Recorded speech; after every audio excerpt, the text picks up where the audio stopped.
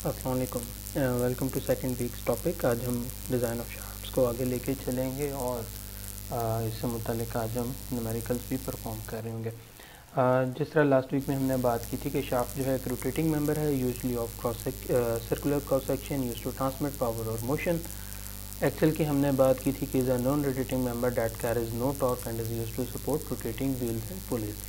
इसी के साथ साथ हमने एक और चीज़ भी डिस्कस की थी और वो हमारे पास थी कि हमारे पास स्पिंडल क्या होगा, तो हमने स्पिंडल को देखा। उसके बाद जो है हमने बात की कि ट्रांसमिशन शाफ्ट कौन सी हैं, जिसके बारे में हमने बात की कि वो शाफ्ट्स हैं जो कि बेसिकली पावर ट्रांसमिट कर रहे हैं from the source and the machine absorbing the power. जिस तरह आप कह लें कि counter shaft, line shaft, overhead shaft and all factory shaft are transmission shafts. उसके बाद जो है हमने बात की कि मशीन शाफ्ट वो शाफ्ट्स हैं जो कि आपके पास इंटीग्रल पार्ट है मशीन का, जिस तरह क्रैंक शाफ्ट, तो वो मशीन शाफ्ट में आएंगी। अच्छा, उसके बाद जो है अगर हम बात करें कि आपके पास जो है शाफ्ट की, अगर हमने डिज़ाइनिंग की बात करनी है तो शाफ्ट की डिज़ाइनिंग के जो हैं वो 3 पैरामीटर्स हैं, ठीक है। यानी कि आप किन चीज़ों के ऊपर देखेंगे। सबसे पहले जो है आपके पास है कि on the basis of strength, ठीक है। तो आपके पास जो स्ट्रेंथ है वो बेसिकली हमारे पास होती है कि यानी कि बेसिकली आपका मटेरियल जो है वो कितना जो है बर्दाश्त कर सकता है लोड को या स्ट्रेसेस को, कि वो जो है फेलियर उसमें ना हो या प्लास्टिक डिफॉर्मेशन ना हो। क्योंकि देखो आप लोगों ने 2 चीज़ें तो पढ़ के आए हो कि एक आपके पास होता है इलास्टिक डिफॉर्मेशन और एक आपके पास होता है प्लास्टिक डिफॉर्मेशन। इलास्टिक डिफॉर्मेशन वो होता है कि आप किसी चीज़ को एलोंगेट करो और वापस अपनी पोजीशन पे आ जाए। तो बेसिकली स्ट्रेंथ या वो मटेरियल स्ट्रॉन्ग तब कहलाता है जबकि वो अपनी वो कह लें कि या लिमिट है, कह लें कि वो अपना जो है वेट बर्दाश्त भी कर सके लोड को, और यानी कि इट्स एबिलिटी टू विथस्टैंड या फिर बर्दाश्त कर सके द लोड विदाउट फेलियर और प्लास्टिक डिफॉर्मेशन। अच्छा, उसके बाद जो है हमने यहाँ स्ट्रेंथ को डिस्कस कर लिया। उसके बाद है हमारे पास रिजिडिटी, ठीक है। तो रिजिडिटी जो है, रिजिडिटी हमारे पास होती है, बेसिकली आप उसे स्टिफनेस भी कहते हो। बेसिकली ये आपके पास है कि resistance of permanent resistance to permanent deformation. यानी कि आपके पास मटेरियल भले जो है वो प्लास्टिक डिफॉर्मेशन में चला जाए मगर वो जो है आपके पास मटेरियल फेल ना करे, यानी कि रप्चर ना हो या टूटे ना, तो वो बेसिकली आपके पास होता है रिजिडिटी। उसके बाद जो है हमारे पास थर्ड वन जो है वो हमारे पास है हार्डनेस, ठीक है। सो हार्डनेस बेसिकली ये भी एक मटेरियल प्रॉपर्टी होती है, और हार्डनेस जो है बेसिकली उसकी डेफिनेशन अगर हम बात करें तो हार्डनेस बेसिकली आपके पास होती है कि रेजिस्टेंस है ये भी मटेरियल की to the localized plastic deformation, ठीक है, आइदर बाय मैकेनिकल आइडेंटेशन और एब्रेशन वगैरह बेसिकली। यानी कि वो भी, ये भी जो हार्डनेस है ये भी बेसिकली प्लास्टिक जो डिफॉर्मेशन है उसको उसकी रेजिस्टेंस है कि उसको कितना रेजिस्ट कर रही है कि जो है आपके पास वो डिफॉर्म ना हो, ठीक है। सो ये हमारे पास 3 जो हैं कह लें कि प्रॉपर्टीज़ हैं। उसके बाद जो है अगर हमने बात करनी है on the basis of strength, अगर हम बात करें यानी कि इट्स एबिलिटी टू, ठीक है, ये स्ट्रेंथ है, यानी कि हमने बात की कि स्ट्रेंथ यानी कि एबिलिटी टू विथस्टैंड या फिर रेजिस्ट प्लास्टिक डिफॉर्मेशन, कि वो इलास्टिक में रहे प्लास्टिक में ना जाए। तो हमारे पास जो है तकरीबन ये 4 केसेस बनेंगे, वो केसेस जिनके अंदर ट्विस्टिंग मोमेंट या फिर टॉर्क आ रहा है। यानी कि अगर ये शाफ्ट है, ठीक है, तो आप क्या कर रहे हो कि यहाँ से अगर आप इसको यूँ घुमाओ यहाँ से, यानी कि ट्विस्ट उसमें पैदा हो। जिस तरह बेसिकली आमतौर पे अपने मफलर के साथ देखा होगा छोटे होते कि मफलर को यूँ आप यूँ गोल घुमा के जो है उसको एक वो बना लेता है डबल करके। सो वो है। दूसरा है कि आपके पास जो है बेंडिंग मोमेंट लग रही है। बेंडिंग मोमेंट का क्या मतलब है कि देखो यह आपके पास शाफ्ट है, कुछ यहाँ से भी फोर्सेस लग रही हैं, लाजम होता है रेजिस्टेंस फोर्स यहाँ से होगी, तो ये क्या होगा, यूँ करके ये आपके पास जो शाफ्ट है वो कुछ ऐसे करके बेंड होगी यानी कि कुछ ऐसे इसकी हल्की सी शेप बन रही होगी। सो ये बेसिकली होता है बेंडिंग मोमेंट। अब फिर लाजिम होता है कुछ ऐसे केसेस भी होंगे जिनमें आपके पास जो है वो ट्विस्टिंग भी हो रही है और बेंडिंग मोमेंट भी हो रही है, और कुछ केसेस ऐसे भी आपके पास होंगे कि उसमें एक्सियल लोड भी लग रहे होंगे, ठीक है। यानी कि अगर आपके पास ये ट्विस्टिंग भी हो रही है, साथ ही आपने यहाँ से इसके ऊपर एक वो लोड भी लग रहा है, इन कॉम्बिनेशन टू टॉर्जनल और बेंडिंग लोड। तो ये 4 केसेस हमारे पास हो सकते हैं लोडिंग के। अच्छा, अगर हम बात करें ना कि जो है आपने अगर मटेरियल चूज़ करना है शाफ्ट के लिए, तो उसकी 4 जो है ना प्रॉपर्टीज़ होनी चाहिए। सबसे पहली हाई स्ट्रेंथ होनी चाहिए, ठीक है, यानी कि वो इलास्टिक रीजन में ज़्यादा रहे, प्लास्टिक डिफॉर्मेशन में ना जाए ज़्यादा। उसके बाद मशीनेबिलिटी हो, यानी कि मशीनिंग वगैरह आप इजीली कर सकते हो। उसके बाद आपके पास है कि it should have low notch sensitivity factor. Notch sensitivity क्या होता है कि आपके पास बेसिकली नॉच होता है कि छोटा सा कहीं गड़ा पड़ जाए। आपको पता ही है, जैसे जैसे आप ऑपरेशन कर रहे हैं या फिर आप कोई भी पीस देखोगे उसमें थोड़े छोटे छोटे गड़े से पड़ जाते हैं। वो बेसिकली गड़े क्या करते हैं, स्ट्रेस कंसंट्रेशन बढ़ जाती है, ठीक है, क्योंकि हमारे पास जो स्ट्रेस होती है वो आपके पास होती है F/A। तो फोर्स जो उस एयर पैच के ऊपर लग रही होगी वो वही है। अगर उसका एरिया कम हो जाएगा, इसका मतलब है वहाँ स्ट्रेसेस इंक्रीज कर जाएंगी।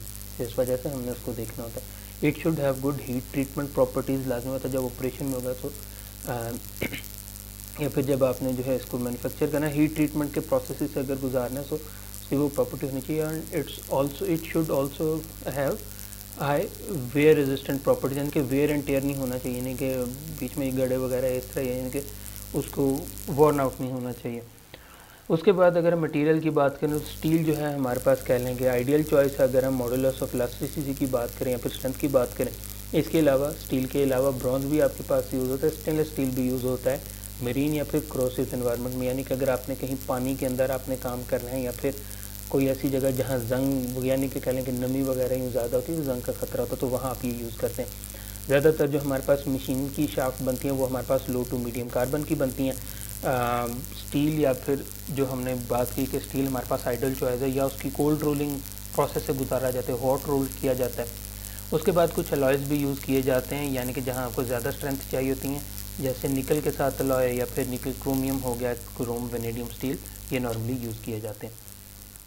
ओके, अच्छा, उसके बाद जो है जो क्वेश्चन रेज होता है एक, और ये जो है मैं आपसे यही कहूँगा कि ये इम्पोर्टेंट है।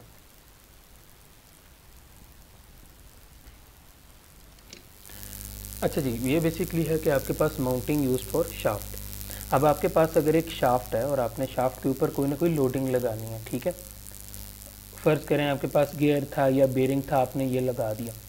अब लाजमी बात है, लगा तो दिया, आपने इसको फिक्स कैसे करना है, ठीक है, तो ये 4 मेथड यूज़ होते हैं।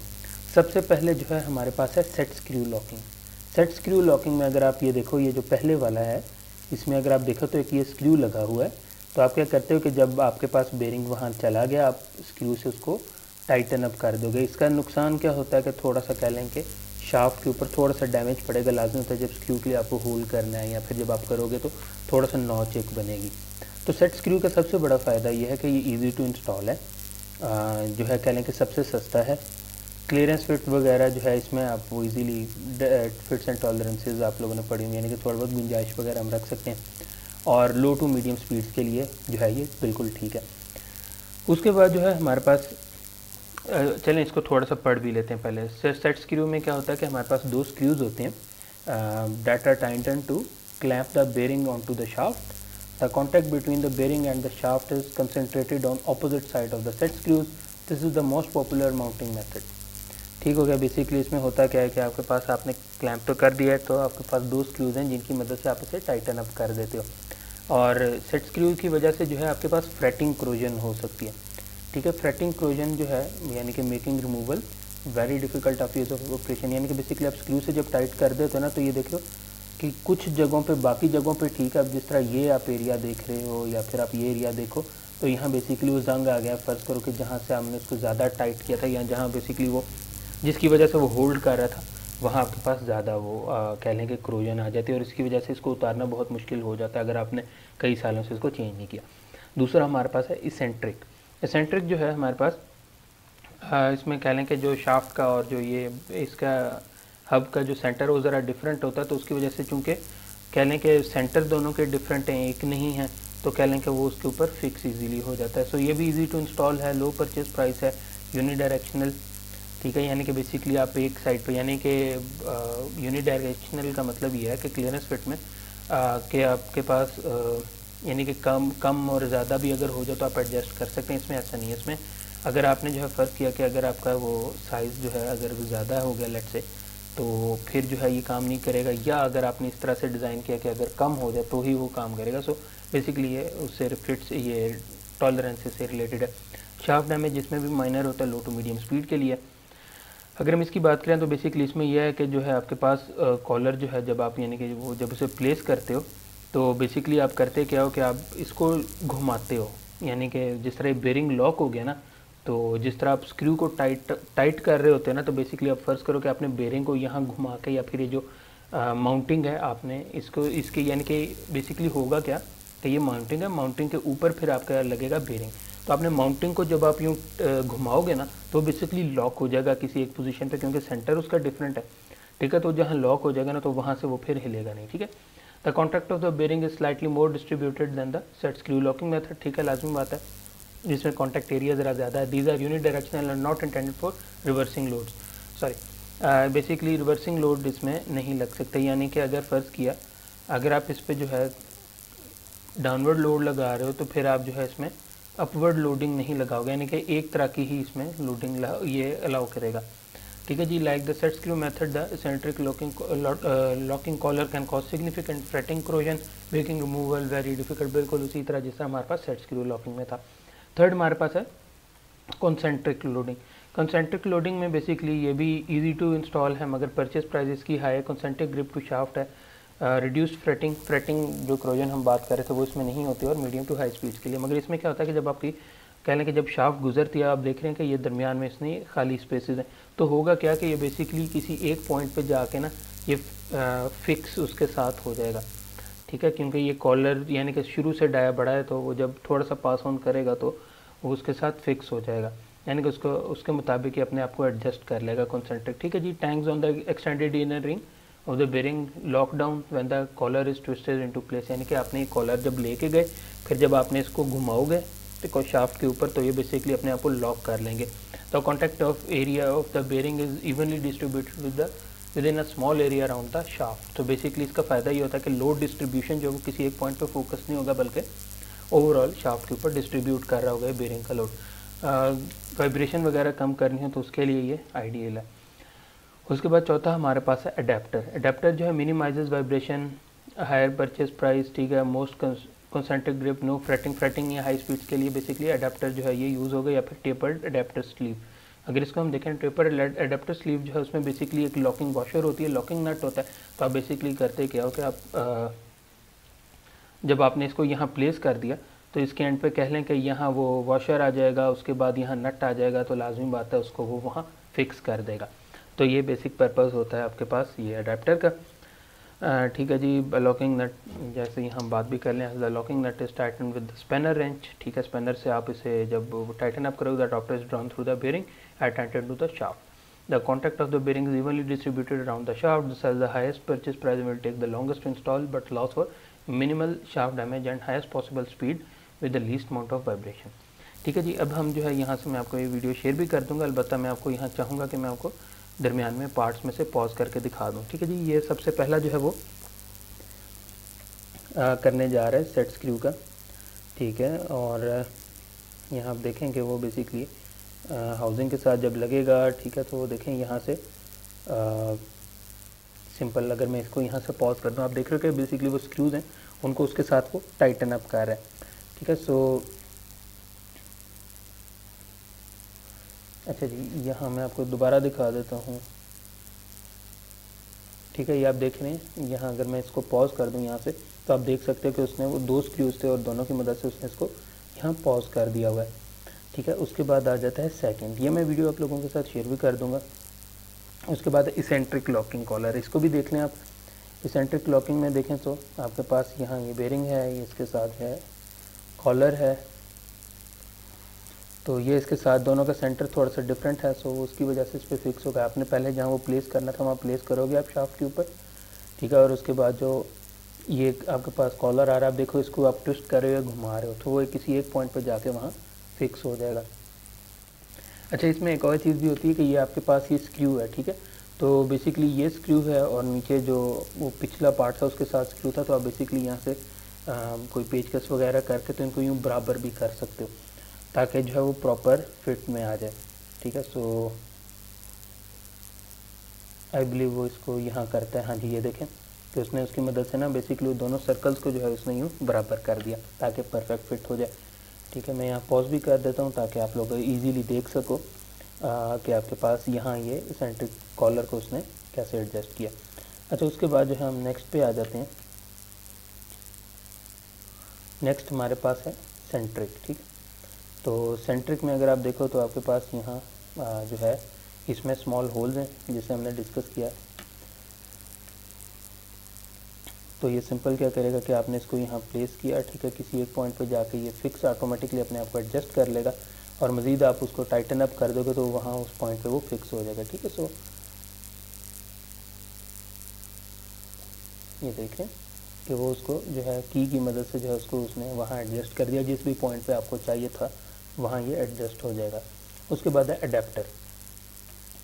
अडेप्टर में अगर आप देखो तो आपके पास यहाँ सिंपल स्लीव उसके साथ जो है ये पास ऑन हो रही है, इसको मैं थोड़ा सा भी कर देता हूँ।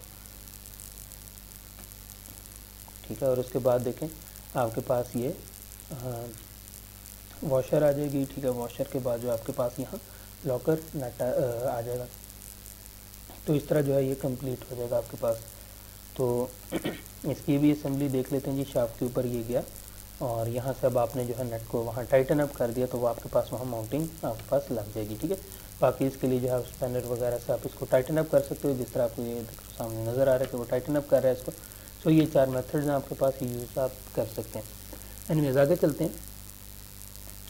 अच्छा, अब अगर जो है हमने शाफ्ट की मैन्युफैक्चरिंग की बात करें ना, तो शाफ्ट जो है जो मैन्युफैक्चरिंग की जाती है वो नॉर्मली आपके पास हॉट रोलिंग के प्रोसेस से गुजारा जाता है, finish to size by cold drawing और टर्निंग और ग्राइंडिंग। ठीक है, सो ये प्रोसेसेस यूज़ हो रहे हैं। The cold rolled shafts are stronger than hot rolled shaft but with higher residual stresses, यानी कि बेसिकली कुछ इंटरनल स्ट्रेसेस होती हैं जो कि आपकी बॉडी में जनरेट हो जाती हैं। सो कोल्ड रोल में ये मसला होगा, यानी कि फ़र्ज़ करो कि आपके पास ये शाफ्ट है, आइडियली शाफ्ट के ऊपर इस टाइम कोई लोड नहीं होना चाहिए, मगर इंटरनल स्ट्रेसेस ही कुछ ऐसे होंगे, हो सकता है कि किसी पॉइंट के ऊपर जो है ना या ओवरऑल बॉडी के अंदर 2 न्यूटन पर मीटर स्क्वायर या इस तरह कोई ना कोई स्ट्रेसेस पहले ऑलरेडी जनरेट हो, तो ये हो सकता है। सो रेसिडुअल स्ट्रेसेस का नुकसान क्या है कि उसकी वजह से जो है डिस्टॉर्शन हो सकती है शाफ्ट, यानी कि शाफ्ट टूट सकती है जब इसे मशीनिंग वगैरह हम करते हैं। ठीक है, स्पेशली व्हेन स्लॉट्स और कीवेज आर कट, जब कीवेज वगैरह बनाते हैं ना, सुराख करते हैं ना उसके ऊपर, जिस तरह सेट स्क्रू लॉकिंग में था, तो होगा क्या कि पहले ही स्ट्रेसेस रेजिडुअल स्ट्रेसेस थी, तो जब आपके पास मज़ीद वो एरिया कम होगा तो हो सकता है कि वहाँ आपके पास दोबारा वो थोड़ा सा ख़राब हो जाए। सो इस वजह से जो है ये इशू है। एनीवेज, अच्छा, उसके बाद जो है शाफ्ट और larger diameter are forged and turn to size and length. ठीक है, ये मैंने आप लोगों से डिस्कस भी किया था। अच्छा, ओके जी, हमारे पास अगर हम स्ट्रेस की बात करें शाफ्ट की, तो शाफ्ट में 3 तरह की फोर्सेस लग सकती हैं। सबसे पहले है टॉर्जनल लोड। टॉर्जनल लोड यानी कि वो लोड जो कि आपके पास ट्विस्टिंग भी हमने पीछे पढ़ के आए हैं। ठीक है, यानी कि जो शेयर है जो घूम रहा है उसकी वजह से जो उसके ऊपर लोड पड़ रहा होगा। ठीक है, उसके बाद है आपके पास बेंडिंग लोड। ठीक है, तो बेंडिंग लोड यानी कि जो उसको बेंड करा रहा है, और तीसरा है एक्सियल लोड यानी कि जो उसके ऊपर फोर्सेस लग रही हैं। सो ये तीनों कंबाइंड फॉर्म में भी आ सकती हैं, ये तीनों सेपरेट भी आ सकती हैं। ठीक है, अब जिस तरह आप इस इमेज में देखो तो आपके पास ये जो है दिस इज़ टॉर्जन। ठीक है, उसके बाद ये चीज़ जो है इसको बेंडिंग बोलते हैं, और जो आपके पास ये टेंशन या कंप्रेशन जो इस तरह है उसको हम बोलते हैं कि आपके पास ये है एक्सियल लोड। ठीक है, एक्सियल लोड इस वजह से भी बोलते हैं कि अगर आप इसका एक्सिस देखो तो आपके पास इस लाइन में लाकर और इसके अलॉन्ग ये फोर्सेस लग रही हैं। ठीक है, सो हमारे पास ये 3 तरह के फोर्सेस हैं। So this one is the torsional, ये आपके पास जो है वो बेंडिंग है, बेंडिंग लोड। ये आपके पास जो है ये एक्सियल है। इसमें से कोई भी हो सकता है कंप्रेशन में लग रहा हो सकता है टेंशन में लग रहा हो, कुछ भी हो सकता है। ठीक है जी, अच्छा, उसके बाद जो है हमारे पास अगर हमने स्ट्रेसेस वगैरह फाइंड आउट करनी है तो हमारे पास कह लें कि अगर एज़ पर ASME हमारे पास अगर टेंशियल या कंप्रेशन या फिर यानी कि जो एक्सियल लोड अगर लग रहा है तो उसमें हमारे पास ये फार्मूलाज यूज़ होंगे कि जो अलाउएबल स्ट्रेस है, जो इनमें से वैल्यू आपके पास कम होगी आप उसके ऊपर डिज़ाइन कर रहे होंगे। ठीक है, सिग्मा वाई जो है आपके पास वो यील्ड है जहाँ तक यानी कि आपके पास इलास्टिक डिफॉर्मेशन होती है, और सिग्मा यू का मतलब है कि वो अल्टीमेट टेंसाइल स्ट्रेंथ है। तो इनमें से जो वैल्यू आपके पास स्मॉल होगी आप उसके ऊपर कैलकुलेट करेंगे, वो आपकी मैक्सिमम अलाउएबल वर्किंग स्ट्रेस होगी। उसके बाद इसी तरह जो हमारे पास ये शियर स्ट्रेस में है, अगर आपके पास जो है वो टॉर्जनल लोडिंग है, ठीक है, तो टॉर्जनल लोडिंग के अंदर आपके पास जो है ये फिर टॉ इज इक्वल टू 0.3 या 0.18 में से जो वैल्यू कम होगी आप वो लेंगे। उसके बाद जो अगर सिर्फ आपके पास टॉर्जनल लोड लग रहा है तो आपके पास ये फार्मूला भी है शाफ्ट का डायमीटर निकालने के लिए। और उसके बाद जो है न्यूमेरिकल है, सो हम न्यूमेरिकल को लेके चलते हैं और इसको आगे हम सॉल्व करते हैं। ओके, सो हम फर्स्ट न्यूमेरिकल की तरफ आते हैं, जहां हमें यह बताया गया कि जी एक लाइन शाफ्ट है जो कि रोटेट कर रही है 200 आरपीएम पे, और उसने जो पावर ट्रांसमिट करनी है वो 20 किलोवाट है। उसके अलावा हमें यह बता दिया कि जी जो अलाउएबल शियर स्ट्रेस है वो हमारे पास है 42 मेगापास्कल, यानी कि यहाँ से हमें हिंट मिल रही है कि इसमें सिर्फ टॉर्जनल लोड लगेगा। Determine the diameter of the shaft neglecting the bending moment of the shaft. So अगर उसने जब ये लाइन उसने बोल दी, इसका मतलब है कि ये सिर्फ टॉर्जनल लोड ओनली का केस है, जिसमें हमारे पास ये फार्मूला है डायमीटर फाइंड आउट करने के लिए। डायमीटर फाइंड आउट करने के लिए देखो तो हमारे पास जो है 16 हो गया, हमारे पास जो टी टॉर्क है वो हमारे पास जो है नहीं है, ठीक है, हमारे पास पावर मौजूद है, पाई है और टॉ अलाउएबल मौजूद है। तो हमारा जो सबसे पहले होगा स्टेप 1, वो हमने फाइंड आउट करना होगा टॉर्क, ठीक है, फाइंडिंग टॉर्क।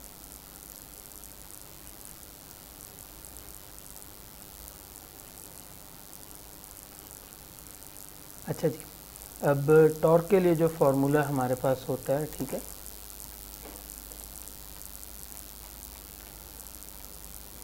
तो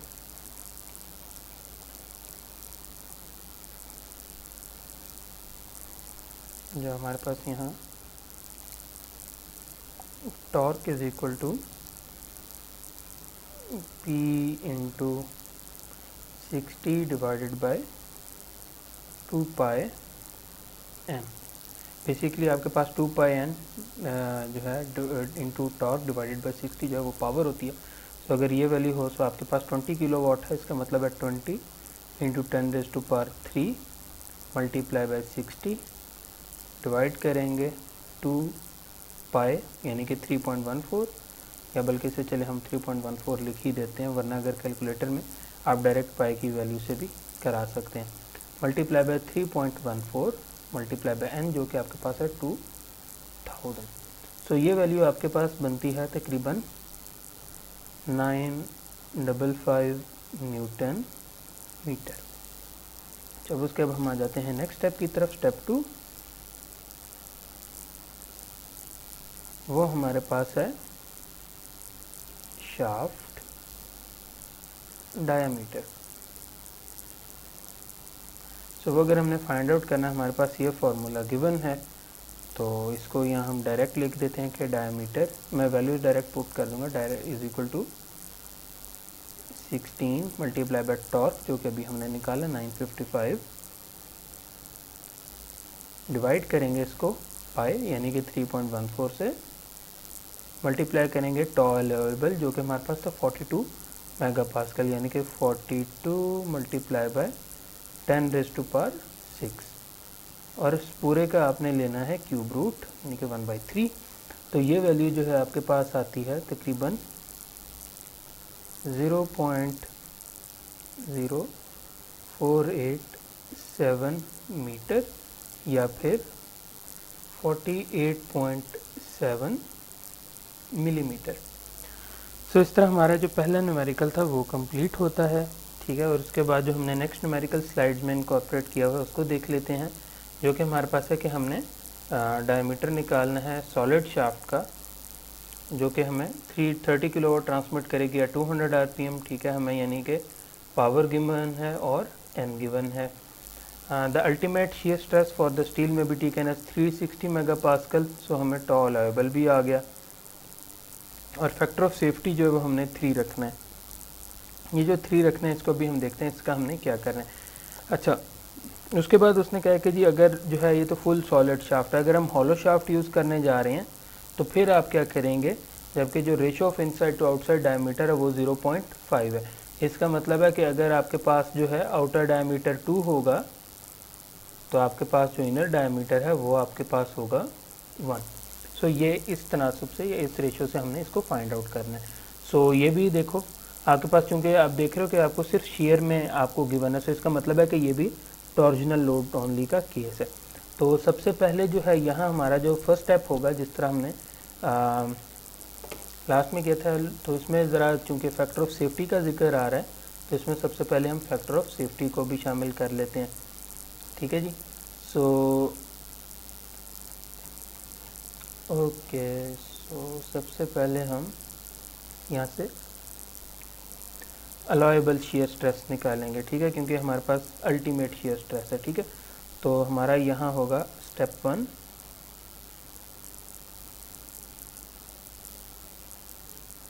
फाइंड अलाउएबल शियर स्ट्रेस। अच्छा जी, सो अब हम पहले ये फाइंड आउट करेंगे। तो इसके लिए जो फार्मूला हमारे पास होगा वो होगा टॉ अलाउएबल इज इक्वल टू जो आपके पास टॉ अल्टीमेट आपको गिवन है। ठीक है, इसको डिवाइड कर देंगे आप फैक्टर ऑफ सेफ्टी से।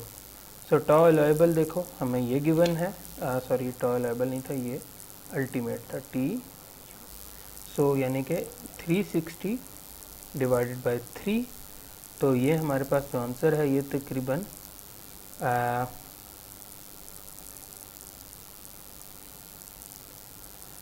ये हमारे पास आंसर बनना चाहिए अराउंड अबाउट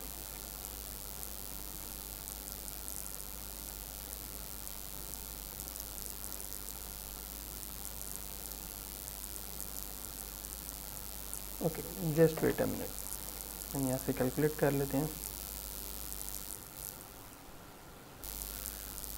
360 डिवाइडेड बाय 8, सो ये हमारे पास बनता है 45, सॉरी 360 डिवाइड बाई 3, तो ये बनता है तकरीबन 120। न्यूमेरिकल थोड़ा सा आपके पास ये डिफरेंट होने जा रहा है जो हमारे बुक में दिया हुआ है। ठीक है, सो 120 मेगा पास्कल। अच्छा जी, उसके बाद हम आ जाते हैं नेक्स्ट स्टेप के ऊपर। स्टेप 2 वो था अब हमारे पास कि हमने शाफ्ट डायमीटर फाइंड आउट करना है। शाफ्ट डायमीटर फाइंड आउट करने से पहले हमारे पास यहाँ भी जो है टॉर्क मिसिंग है। सो हम यहाँ लिखेंगे कि फाइंडिंग टॉर्क। आपको ज़रूरी नहीं है कि आप भी ये स्टेप वगैरह लिखो, ये बेसिकली मैं इस वजह से लिख रहा हूँ ताकि आप लोग जब इसे सॉल्व करोगे, आप लोग खुद जब करोगे तो वो चीज़ें समझने में आसानी होती है। ठीक है, सो टॉर्क के लिए वही फार्मूला दोबारा आएगा आपके पास, power multiply by 60 divided by 2 pi N. So power आपको गिवन थी कि वो आपके पास है तकरीबन 20 किलोवाट, 20 इंटू 10⁻³ मल्टीप्लाई करेंगे इसको 60 के साथ, divide 2 into 3.14 multiply by N, जो कि आपके पास यहाँ गिवन है तकरीबन 200 RPM। सो 200 ये आ गया। सो ये आपके पास जो वैल्यू है ये आपके पास आएगी तकरीबन अभी 955 आपके पास न्यूटन मीटर आती है। अच्छा जी, हमने दो चीज़ें फाइंड आउट कर ली, अब हम आ जाते हैं नेक्स्ट स्टेप की तरफ। ठीक है जी, सो वो हमारे पास है step 3 find diameter of solid shaft, क्योंकि इसमें ये दो केस होने जा रहे हैं। तो शाफ्ट के साथ ई नहीं आना, सो इसको करते हैं डिलीट। ओके जी, तो अब हम आ जाते हैं स्टेप 3 के ऊपर। तो स्टेप 3 के ऊपर जब हम आ गए हैं सो फार्मूला लिख देते हैं जो कि हमारे पास ये गिवन है फार्मूला। सो डायमीटर, अच्छा बेसिकली यार फार्मूला जो है ना ये यहाँ से आया आपके पास, के फार्मूला जो एक्चुअल फार्मूला है ना वो आपके पास होता है torque is equal to π/16 into tau into d³ ठीक है, असल फार्मूला होता है ये। सो उसको शॉर्ट फॉर्म करके हमने इधर लिखा हुआ है। So diameter is equal to आपके पास 16 मल्टीप्लाई बाय टॉर्क, जो कि आपके पास है तकरीबन 955 डिवाइडेड बाय पाई, यानी कि 3.14 मल्टीप्लाई बाय टॉ लाइबल, जो कि हमारे केस में तकरीबन बना 120, और इसको आपने किया 1/3। तो अब इसका आंसर निकालना है, तो आए अब ज़रा इसको हम यहाँ निकाल लेते हैं।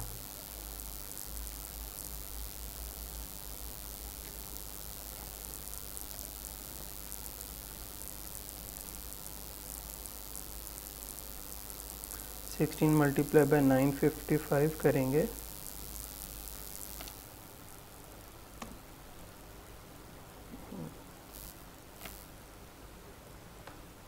तकरीबन 15280 बनता है, और 3.14 मल्टीप्लाई बाय 120, तो इसको करते हैं 376.8 बनता है। सो इसका मतलब है कि आपने 15280 को डिवाइड कर देना है 376.8 से, जो कि 40.552 बनता है। और 40.552 को एक मिनट रुकें, यहाँ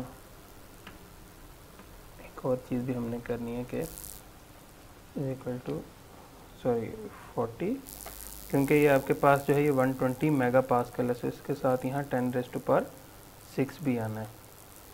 तो ये 40, इसको ये 40.552 को हम डिवाइड करेंगे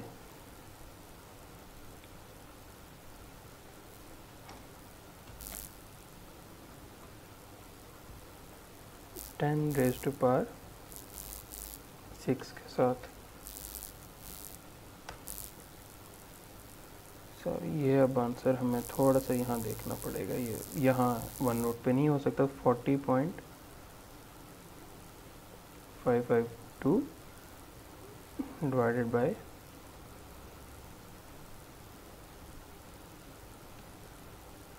10⁻6, तो ये 0.000 ये जो भी वैल्यू हमारे पास बनी है, इसको हम करते हैं कॉपी, और इसका अब हमने लेना है क्यूब रूट, ठीक है। सो यानी कि 1/3। सो हमारे पास ये बनता है 0.0343, या फिर हम इसे लिख सकते हैं कि हमारे पास ये जो वैल्यू है ये बनती है तकरीबन 34.3 mm। सो ये हमारे पास आ जाती है इस केस में, जबकि हमारे पास ये सॉलिड शाफ्ट है, ठीक है। सो अब हमने फाइंड आउट करना है जब हॉलो शाफ्ट होगी। तो हॉलो शाफ्ट के लिए अब हम आ जाते हैं स्टेप 4,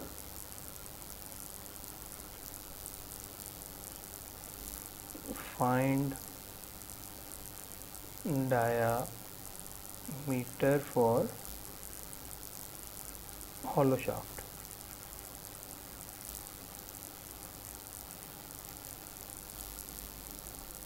अच्छा, इसको अब हमने जब निकालना है तो यहाँ आप देखो कि हमारे पास फार्मूला वही लगेगा कि आपके पास ये torque is equal to π/16 multiply by into tau allowable multiply by आपके पास के डी को बनता। सो बेसिकली आपके पास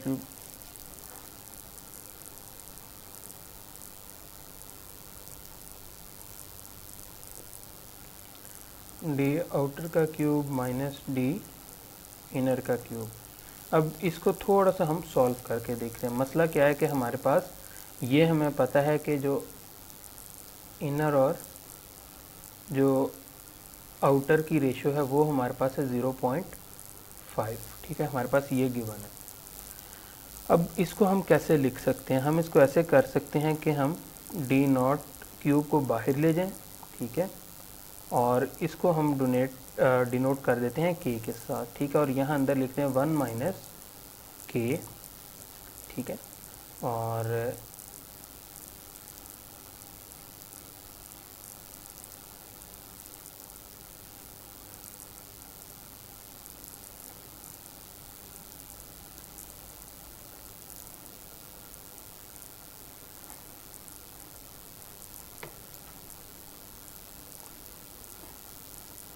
अच्छा एक मिनट रुक जाए, यहाँ थोड़ी सी हमारे से मिस्टेक हो गई और इसको हमें रेक्टिफाई करना पड़ेगा।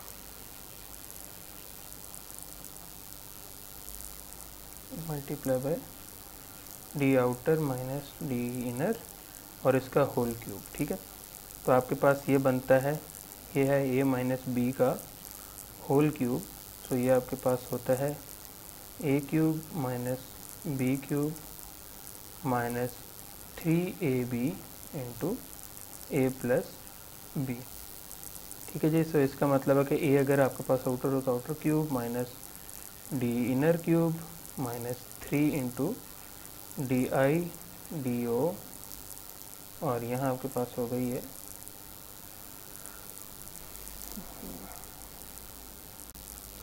अच्छा ये जो फॉर्मूला है ये थोड़ा सा हमारा चेंज होना है और मैं इसको आपको बताता हूँ कि ये चेंज क्यों होगा, ठीक है।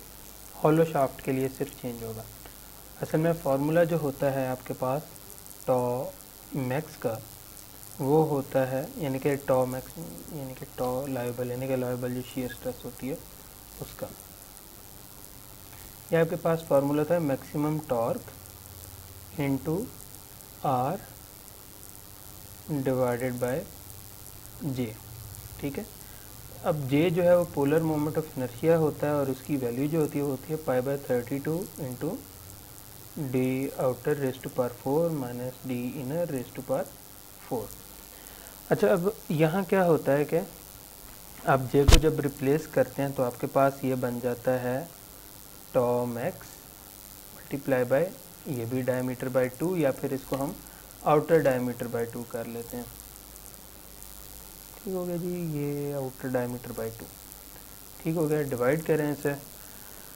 अब उसके बाद जो है यहाँ ये π/32 इंटू T04 माइनस DI4, ये 2 इसे कटेगा, ये 16 बच जाएगा। तो इसका मतलब है कि जो मैक्सिमम टॉर्क है that would be equal to π/16 जो कि यहाँ से गया multiply by tau allowable multiply by D outer 4 minus D inner 4, और ये डिवाइड हो रहा होगा आपके पास ये डी आउटर के साथ। तो इसको जब मज़ीद हम सिंप्लीफाई फॉर्म में लिखते हैं तो ये है आपके पास tau max is equal to π/16 multiply by tau allowable, ये डी नॉट है, डी नॉट को बाहर ले जाते हैं, सो ये डी नॉट का क्यूब बाहर आ गया, ठीक है। उसके बाद यहाँ आपके पास बच जाएगा 1, क्योंकि ये डी नॉट है और यहाँ भी डी नॉट बचेगा तो वो कैंसिल आउट हो गया 1 minus D I raise to power 4 divided by D outer raise to power 4। मज़ीद इसको सिंप्लीफाई करते हैं तो हमारे पास वो जो फाइनल फार्मूला था जो कि हमने यूज़ करना है, और आपको याद होगा ये इनर और आउटर की रेशो तो हमें गिवन है, हम इसको कह देते हैं k is equal to D I by D O, ये तो हमें गिवन है, ठीक है, उसने हमें बताया हुआ है। तो इसका मतलब है कि हमारे पास जो फाइनल फार्मूला वो बनेगा t is equal to π/16 multiply by tau allowable multiply by D cube या D outer cube multiply by 1 minus k raise to power 4। अब जब हमने ये फार्मूला निकाली है तो हम यहाँ लिख सकते हैं कि π/16 इज इक्वल टू, और t जो है वो हमारे पास गिवन है कि वो 955 है, multiply by π/16 equal to multiply होना है मल्टीप्लाई बाय टॉ अलाउएबल जो कि आपके पास था 120 megapascal multiply by D outer cube जो कि हमारे पास अभी नहीं गिवन, ठीक है। सो हम इसे डी नॉट टू पावर 3 कर देते हैं मल्टीप्लाई बाय 1 माइनस जो हमारे पास k है वो हमारे पास है 0.5, सो ये आपके पास बनता है 0.5 रेज टू पावर 4, ठीक हो गया जी। सो अब हम यहाँ कैलकुलेट भी कर लेते हैं, हम कहते हैं कि जी 0.5 रेज टू पावर 4, ये बनता है 1 माइनस 0.0625, 1 माइनस 0.0625, 0.9375 बनता है। 0.9375 मल्टीप्लाई करेंगे हम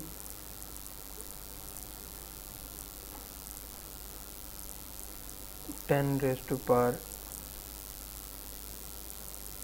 के साथ और उसको मल्टीप्लाई करेंगे 120 के साथ।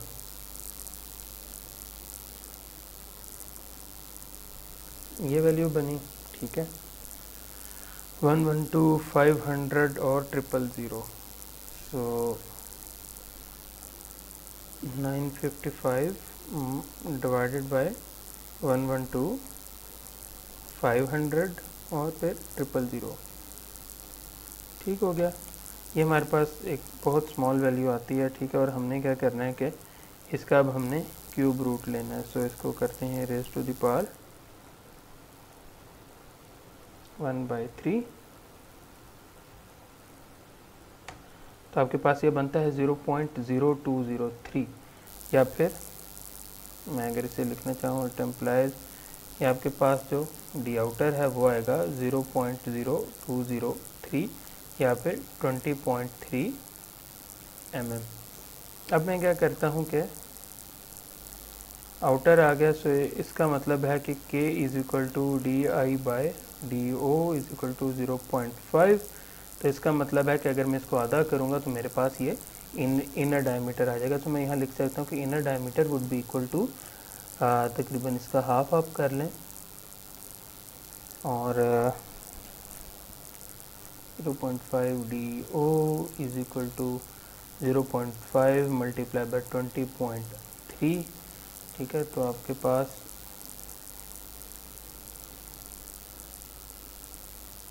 ये बनता है 10.15, सो 10.15 mm। सो इस तरह जो है हमारा ये न्यूमेरिकल भी ख़त्म होता है। ओके जी, सो हमने ये दोनों न्यूमेरिकल कर लिए हैं। अब हम नेक्स्ट देखेंगे इसके बाद के हमारे पास आगे क्या है। सो एक इसमें जो था कि ये भी हमने जो ये सारे ये किए हैं, जिसमें सिर्फ आपके पास कह लें कि शेयर फोर्स लग रही थी, ठीक है, या फिर टॉर्जनल लोडिंग थी। बेंडिंग मोमेंट वाले हमने यहाँ नहीं किए। बेंडिंग मोमेंट वाले बिल्कुल इसी तरह होंगे और आप जो है ऑन योर ओन उसे ज़रूर कीजिए, ट्राई करें, ठीक है। अब आगे आ जाते हैं उन केसेस में जहाँ आपके पास कह लें कि दो लोड्स इकट्ठे लग रहे हैं। जिस तरह अब ये केस है जिसके अंदर ट्विस्टिंग मोमेंट और बेंडिंग मोमेंट इकट्ठा लग रहा है। अगर आप यहाँ देखो तो आपके पास ये शाफ्ट गुजर रही है, तो शाफ्ट को एक तो लाजमत है बेरिंग है, इस साइड से यहाँ से ट्विस्ट मिल रहा है और साथ ही साथ ये जो गियर है तो गियर की वजह से इसके ऊपर यहाँ फोर्स भी लग रही है, ठीक है। सो लाजमत है, और यहाँ से गियर की तरफ से फोर्स लग रही है तो उस साइड पे बेल्ट है तो उसकी तरफ से भी इवेंचुअली फोर्स एक्ट कर रही है। सो ये वो केस है जिसके अंदर आपके पास ट्विस्ट भी है और बेंडिंग भी है, ये दोनों केसेस हैं। अब अगर इस डायग्राम को आप थोड़ा सा विजुलाइज करो तो देखो यहाँ हो क्या रहा है कि जो टॉर्जनल लोड है वो क्या करता है कि वो इसको ट्विस्ट कर रहा होता है और जो ट्रांसवर्स लोड है वो उसको बेसिकली आप कह लें कि बेंड कर रहे हैं, ठीक है। सो ये दो तरह की लोडिंग है जिसको हमने यहाँ देखना है। ये बेसिकली मोर सर्कल में अगर मैकेनिक्स ऑफ मटेरियल आपने जो है उससे रिलेटेड कुछ आपने कवर किया सो ये बहुत ईजी होगा। अगर नहीं है तो सिंपल यहाँ एक फार्मूला बस ये याद रख लीजिए। आगे चलते हैं आगे। अच्छा, इसमें यहाँ देखो तो आपके पास ये दो रिलेशंस हैं जो हमारे पास यहाँ काम आएंगे, ठीक है। एक ये है जिसमें मीटर m और t आ रहा है, ठीक है, यानी कि आपके पास टॉर्क आ रहा है और मोमेंट आ रहा है, ठीक हो गया। ये एक आपके पास केस है और दूसरा आपके पास केस है जिसमें आपके पास ये m आ रहा है और ये t आ रहा है। ये बेसिकली ये जो केस है जो m² प्लस t² है ये बेसिकली आपके पास कहलाता है इक्विवेलेंट टॉर्क, ठीक है। इसको हम यूँ लिख देते हैं और ये जो इक्वेशन है इसको हम यूँ लिखेंगे कि ये आपके पास इक्विवेलेंट मोमेंट है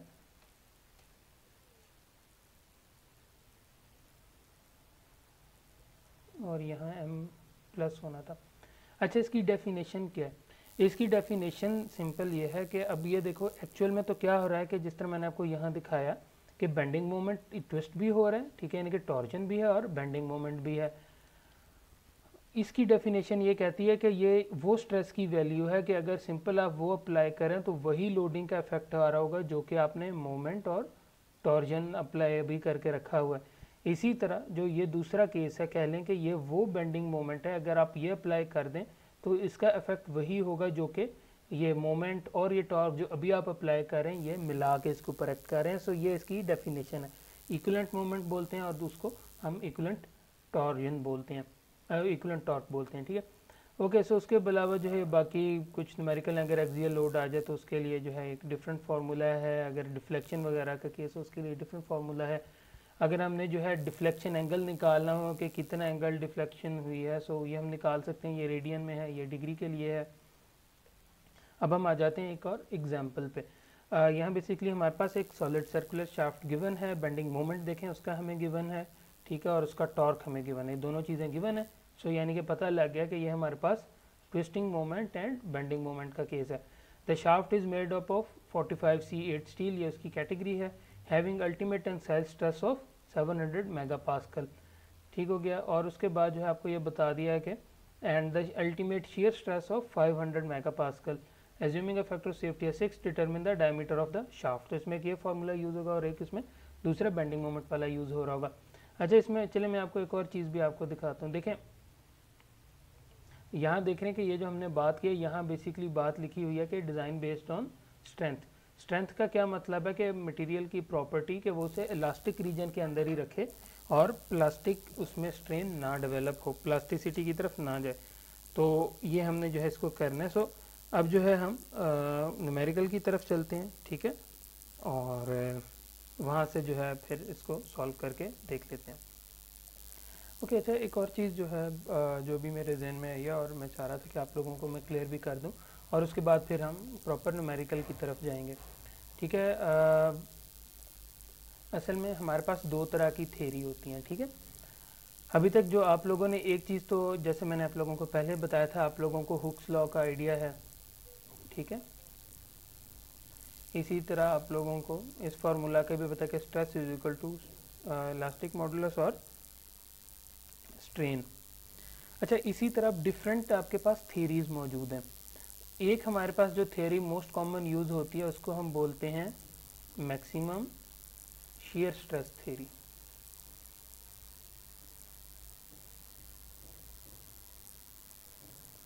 जो दूसरी होती है ना उसको हम बोलते हैं मैक्सिमम नॉर्मल स्ट्रेस थ्योरी। और इनमें से जिस वैल्यू से भी हमारे पास डायमीटर की वैल्यू बड़ी आएगी हम उसको लेंगे। सो जो ये फार्मूला है ये हमारे पास 1 के लिए है, जो ये फार्मूला है ये हमारे पास 2 के लिए है। तो अब हम इसको वापस अब सॉल्व करके इसको देख लेते हैं और दोनों पे देखते हैं, जहाँ ग्रेटर वैल्यू डायमीटर की आएगी तो हम उसको कंसिडर करेंगे। ओके जी, सो जैसे आप लोगों को पता है कि ये जो हमारा डिज़ाइन है ये बेस्ड ऑन स्ट्रेंथ है।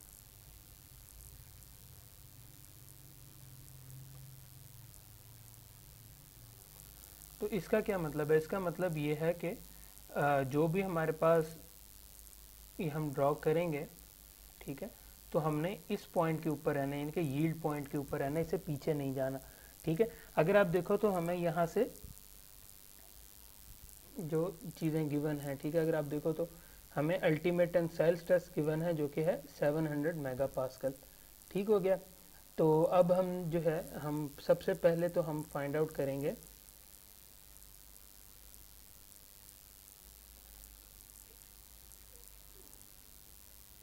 अलाउएबल, आप इसे कह लें कि नॉर्मल या फिर जो बेंडिंग हमारे पास स्ट्रेस है।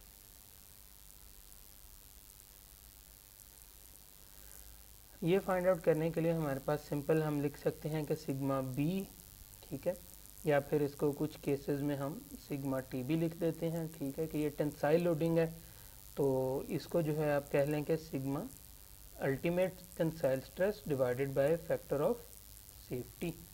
सो अल्टीमेट टेंसाइल स्ट्रेस जो है हमारे पास थी 700 और फैक्टर ऑफ सेफ्टी जो है वो है हमारे पास 6, तो ये हमारे पास आएगा 116.7 न्यूटन पर मीटर स्क्वायर, ठीक है। ये देखें ये 700 मेगापास्कल और ये फैक्टर ऑफ सेफ्टी गिवन है। नेक्स्ट हमने क्या करना है, इसी तरह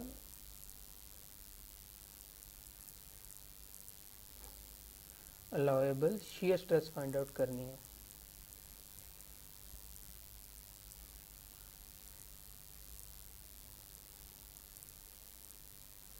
ओके जी, अलाउएबल शियर स्ट्रेस अब हमने फाइंड आउट करनी है। सो उसके लिए हम लिखेंगे कि tau allowable is equal to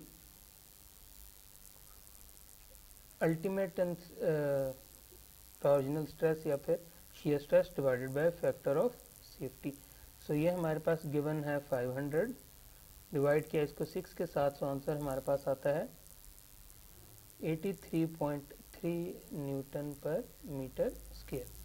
ठीक हो गया जी। अब हमने ये फाइंड आउट कर लिया है, तो सबसे पहले जो है हम यूज़ करेंगे using maximum shear stress theory. ठीक है, यानी कि जिसमें हम इक्वलेंट टॉर्क फाइंड आउट करते हैं, उसको हम यूज़ करेंगे।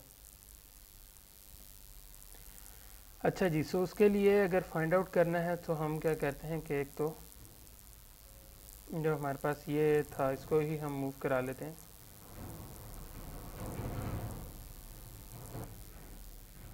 अगर हम एक और काम करेंगे, हम पहले ना इक्विवेलेंट टी ई निकाल लेते हैं। T E is equal to square root of M square plus T square. तो ये हमारे पास जो बनती है वैल्यू, ये हमारे पास है तकरीबन, देखें जी, ये हमारे पास है तकरीबन 300 न्यूटन मीटर और 10,000 न्यूटन मीटर। सो 3000 का स्क्वायर प्लस 10,000 का स्क्वायर।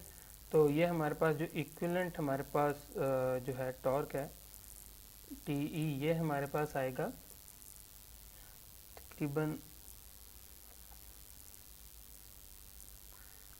फाइंड आउट कर लेते हैं अभी।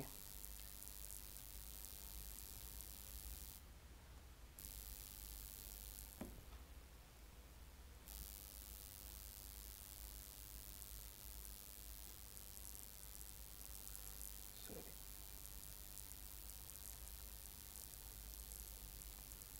3000 का स्क्वायर प्लस 10,000 का स्क्वायर,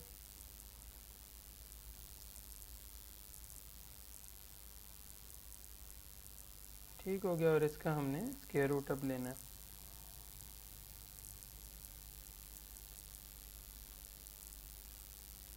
ओहो,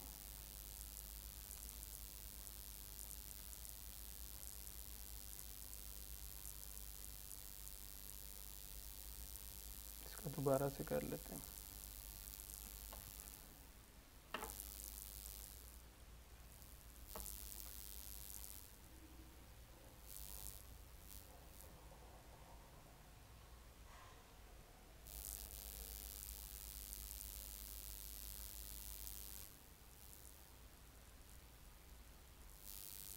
ठीक हो गया, ये हमारे पास ये वैल्यू बनती है, इसको करेंगे कॉपी।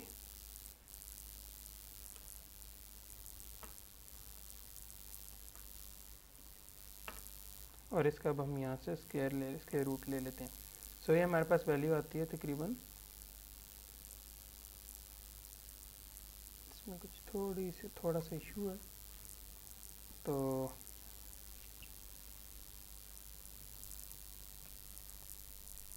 हाँ जी ठीक है। ये बेसिकली हमारे पास वैल्यू जो आनी है तकरीबन 10,440।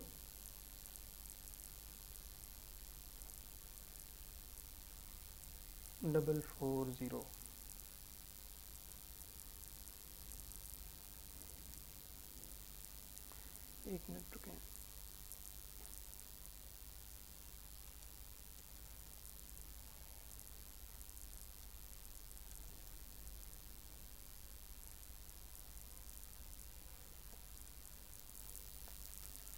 $900,000 ये है। नहीं बिल्कुल ठीक है, ये हमारे पास जो है वैल्यू सही है। ठीक है, अगर आपने ज़ीरो लिखना है उसमें .30 न्यूटन पर मीटर स्क्वायर आ जाता है। ठीक है, अच्छा उसके बाद ये हमने कर लिया है। सो उसके बाद अब हम यहाँ से फार्मूला में ही वैल्यू पुट कर देते हैं। So it implies, colour change कर लेते हैं, D cube is equal to 16 और 16 मल्टीप्लाई बाय 10,440.36, हाँ ये 6 है, 36 डिवाइडेड बाई पाई 3.14 और टॉ मैक्स यानी कि टॉ अलाउेबल, जो कि हमारे पास वैल्यू बनी थी तकरीबन 83.3 की। ठीक हो गया। सो इसका मतलब है कि जब आप इसे सॉल्व करेंगे तो डायमीटर की वैल्यू जो है वो हमारे पास तकरीबन बनेगी 0.086 मीटर या फिर 86 मिलीमीटर। ये तो हो गया एक। ठीक हो गया। अब हम यूज़ करेंगे मैक्सिमम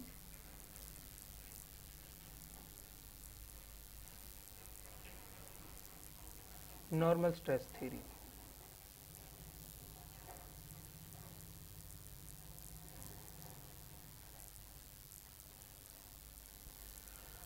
इसमें अब क्या होगा कि जो हमारे पास रिलेशन था, अच्छा यहाँ हमने कॉपी नहीं किया, चलो कॉपी कर लेते हैं। ये रिलेशन था,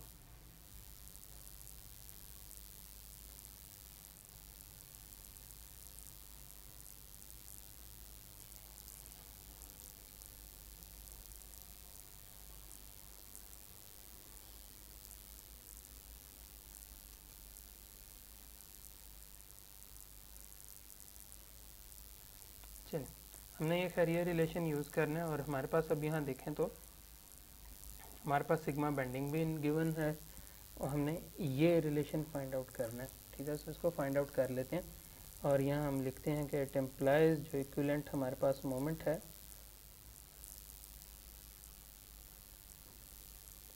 that is equal to m plus square root of m square plus t square. ठीक हो गया जी। तो इसको जो है अभी हम देख लेते हैं।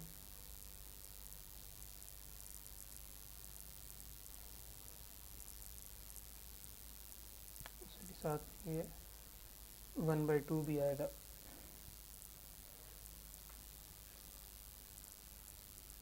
ये कंप्लीट बनना है।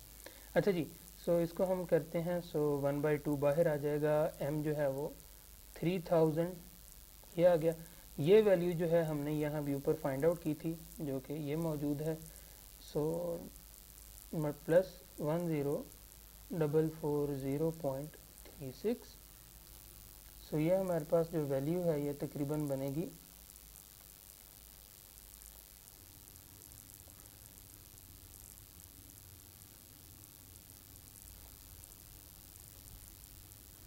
6720 इन यूनिट होंगे न्यूटन मीटर। अच्छा, अब हमने जब ये फाइंड आउट कर लिया है तो तब हमारे पास अब ये फार्मूला लगाना इजी है। इट इम्प्लाइज हम यहाँ लिख सकते हैं कि π/32 इंटू सिग्मा बेंडिंग, के हमारे पास वैल्यू थी तकरीबन 116.7 मल्टीप्लाई बाय डायमीटर का cube is equal to 6720। It implies जब आप इसे सॉल्व करते हैं तो डायमीटर की वैल्यू जो है वह हमारे पास इवेंचुअली आएगी तकरीबन 0.0837 mm या फिर 83.7 mm। सॉरी, ये mm यहाँ नहीं आएगा, यहाँ बेसिकली सिर्फ मीटर आएगा। तो अब ये वैल्यू बिल्कुल सही है। तो अब अगर आप देखें तो हमारे पास यहाँ 86 था और यहाँ हमारे पास 83.7 है। तो इसका मतलब है कि हम जो डायमीटर जो है वो लार्जर ऑफ द टू लेंगे।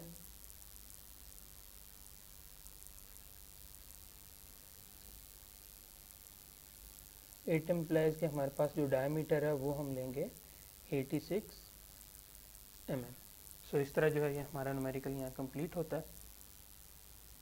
ओके जी, सो हमने ये एग्जांपल कर ली थी, तो इससे हम आगे चलते हैं।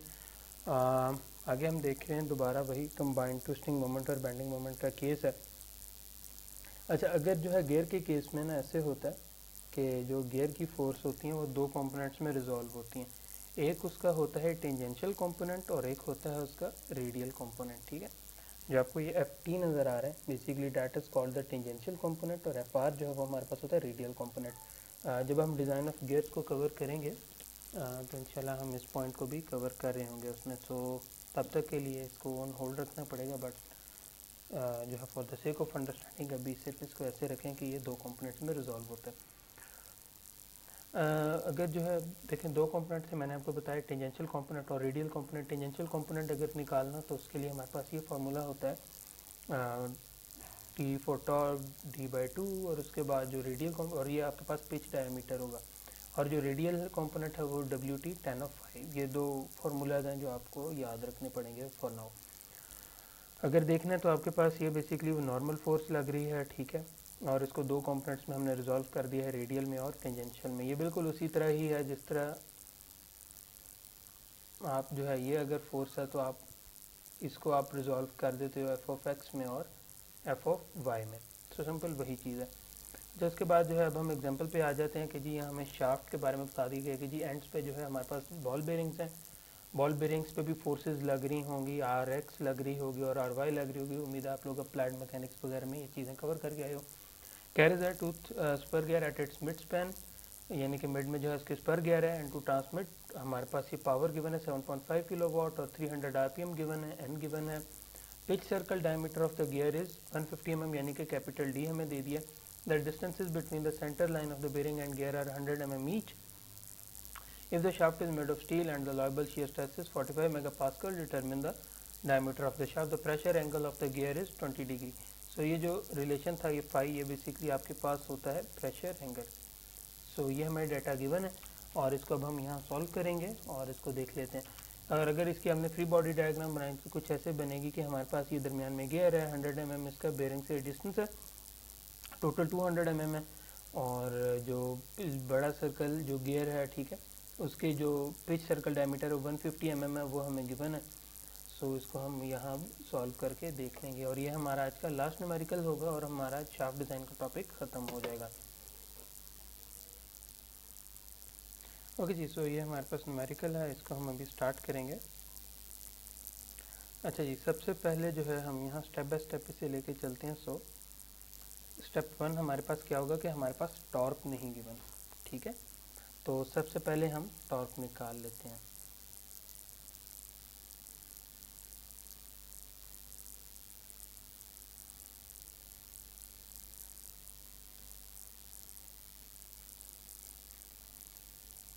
Finding torque.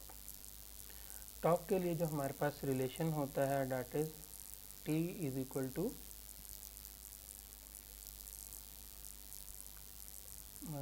Power multiply by 60 divided by 2 pi n।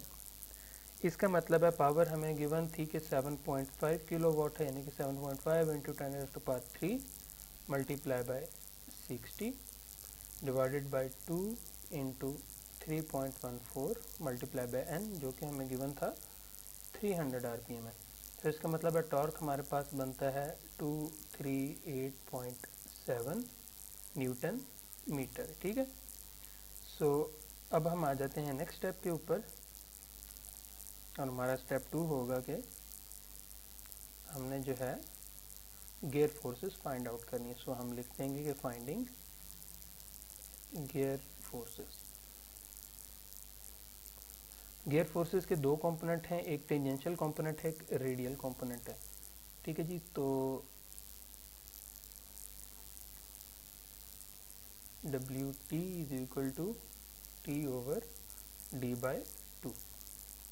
T अभी हमने निकाला कि वो है 238.7 और D हमारे पास डेटा में गिवन है कि वो 150 है डिवाइडेड बाय 2। ये देखें ये हमें 150 गिवन है, ठीक है जी, जब पिच सर्कल डायमीटर। सो इसको जब हम सॉल्व करते हैं तो हमारे पास ये वैल्यू तकरीबन बनेगी आपके पास, और ये सॉरी 150 mm है तो ये 0.150 होगा। तो जब इसको सॉल्व करेंगे तो ये हमारे पास बनेगा 3182.7 न्यूटन। हमने एक फाइंड आउट कर लिया और यहीं से हम एक और चीज़ भी फाइंड आउट कर सकते हैं और वो है इसका रेडियल कंपोनेंट। सो W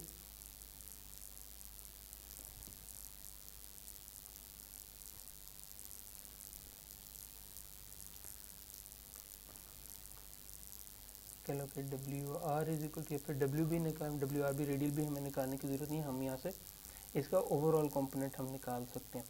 ठीक है, यानी कि ओवरऑल हम डब्ल्यू निकालेंगे जो कि आगे यूज़ होगा। यानी कि अगर मैं इसे रिजॉल्व कर दूँ,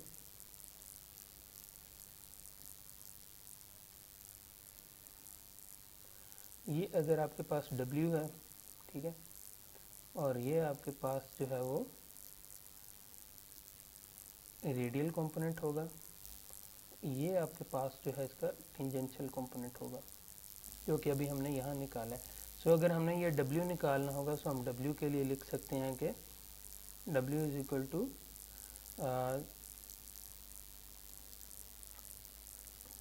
W T over cos of theta. ठीक है जी। तो यहाँ से हम लिख सकते हैं is equal to 3182.7 divided by cos of 20। हमें प्रेशर एंगल गिवन है, सो ये हमारे पास वैल्यू आती है 3387 न्यूटन। अच्छा, क्वेश्चन ये रेज होता है कि हमने रेडियल कंपोनेंट नहीं निकाला, हमने ओवरऑल डब्ल्यू क्यों निकाला है। ठीक है, डब्ल्यू एक्चुअल में निकालने की वजह ये थी कि ताकि हम इसमें मोमेंट निकाल सकें। अच्छा, मैंने यहाँ आपसे जो भी मैंने बात की, मैंने कहा कि हम मोमेंट निकाल सकें। क्वेश्चन ये रेज होता है कि मोमेंट यहाँ क्यों ज़रूरत पड़ी, उसकी वजह जो है वो हमारे पास यहाँ न्यूमेरिकल में गिवन है। आप यहाँ देखो तो आपके पास यहाँ मिड में आपके पास गियर लग रहा है। सो अगर बेंडिंग मोमेंट डायग्राम बनाएंगे तो हो सकता है यूँ ग्रेजुअली राइज करे और यहाँ पीक होगी और फिर ग्रेजुअली ये फॉल करेगी। सो इसका मतलब है यहाँ बेंडिंग मोमेंट गियर पे मैक्सिमम होगा। तो अगर आपने जो है बेंडिंग मोमेंट आपने फाइंड आउट करना है am the maximum bending moment, ठीक है, तो वो आपके पास जो है यहाँ निकलेगा M is equal to WL/4। तो यहाँ से जो है ये वैल्यू निकालो तो 3387 मल्टीप्लाई बाय लेंथ शाफ्ट की 0.2 या फिर 200 mm डिवाइडेड बाय 4, तो ये आपके पास बनता है 169.4 न्यूटन मीटर। अच्छा, इसमें दो कन्फ्यूजन्स और भी बनती हैं। ठीक है, सबसे पहली तो ये है कि हमें, अच्छा, इसमें ये पता लग रहा है कि अगर आपके पास यहाँ देख रहे हैं कि सिर्फ आपके पास शीयर स्ट्रेस आपके पास अलाउएबल गिवन है, इसका मतलब है कि यहाँ आपने आप कह लें कि मैक्सिमम नॉर्मल स्ट्रेस थ्योरी आपने लगानी है। ठीक है, वो आपको यहाँ गिवन है क्योंकि आपको बेंडिंग मोमेंट भी नहीं पता और आपको वो चीज़ भी नहीं पता। मगर जब हम इसके डायनामिक्स देखते हैं ना तो हमें ये पता लग रहा है कि अच्छा, अब कुछ सवाल ये उठता है कि हमें कैसे पता लगा कि हमने बेंडिंग मोमेंट लेना है। क्योंकि देखें, गियर की दो फोर्सेज हैं, जैसे मैंने आप लोगों को यहाँ भी बताया और मैं आपको दोबारा वहाँ स्लाइड से भी दिखा देता हूँ।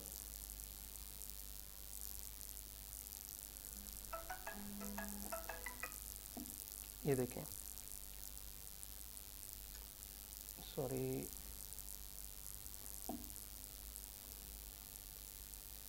यहाँ देखें आप, ये देखें ना कि गियर की दो फोर्सेज हैं, टेंजेंशियल और रेडियल। अगर तो जो है ये फोर्सेज लग रही हैं तो इसका मतलब है कि इनकी वजह से बेंडिंग मोमेंट जनरेट हो रहा है। अगर आप इस इमेज को देखो जो कि यहाँ मौजूद है, ये आप देख रहे हैं कि इसकी वजह से ट्रांसवर्स लोडिंग लग रही है, इसकी वजह से बेंडिंग मोमेंट जनरेट होना ही होना है। ठीक है, तो इसकी वजह से हमारा यहाँ बेंडिंग मोमेंट फाइंड आउट करना है, मगर हम यहाँ maximum shear stress theory find out करेंगे। सो हमने यहाँ से बेंडिंग मोमेंट फाइंड आउट कर लिया। ठीक है, तो अब जो है हम इक्विवेलेंट टॉर्क फाइंड आउट कर लेते हैं, क्योंकि हमने दूसरा जो रिलेशन है वो ये यूज़ करना है, ये फार्मूला यूज़ करना है। सो इसको रख देते हैं यहाँ। ठीक है, और यहाँ से अब हम इक्विवेलेंट टॉर्क फाइंड आउट कर लेंगे, क्योंकि इक्विवेलेंट टॉर्क इक्वल होता है T is equal to square root of bending moment square plus torque square. So ये हमारे पास वैल्यू बनेगी तकरीबन 169.4 का स्क्वायर प्लस 238.7 का स्क्वायर। सो ये हमारे पास बनेगी 292.7 न्यूटन मीटर।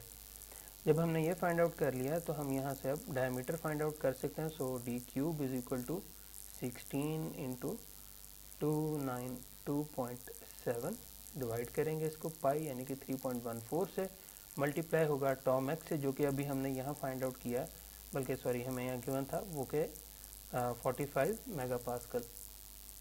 ठीक है, तो आप सिंपल यहाँ लिख देंगे कि 45 इंटू 10⁻⁶। इसका मतलब है कि हमारे पास जो डायमीटर है इवेंचुअली वो आपके पास तकरीबन आएगा 0.033 मीटर, या फिर आप इसे लिख सकते हैं 33 mm। सो इस तरह जो है हमारा ये न्यूमेरिकल कंप्लीट होता है और ये हमारा टॉपिक कंप्लीट होता है। मैं आप कोई भी इससे रिलेटेड क्वेरी हो तो आप पूछ सकते हैं, ठीक है, and I will try to answer those as well. इस पर कुछ चीज़ों को आपने ज़रूर जो है गौर करना है कि ये मैंने जो बात की है कि ये मोमेंट ही इसमें हम क्यों ले रहे हैं और हम मैक्सिमम नॉर्मल स्ट्रेस थ्योरी क्यों नहीं यूज़ कर रहे, तो उसका आंसर खुद तलाश करने की आपने कोशिश भी करनी, मैंने आपको दरमियान में बताया, मगर जब खुद एक बार गौर करेंगे तो ये चीज़ें ज़्यादा बेहतर आपको समझ आएंगी। ठीक है, उम्मीद है कि जो है लेक्चर आपको आज का समझ आया होगा। इंशाल्लाह हम नेक्स्ट वीक फिर मिलते हैं और एक नए टॉपिक के साथ। टेक केयर, अल्लाह हाफ़िज़।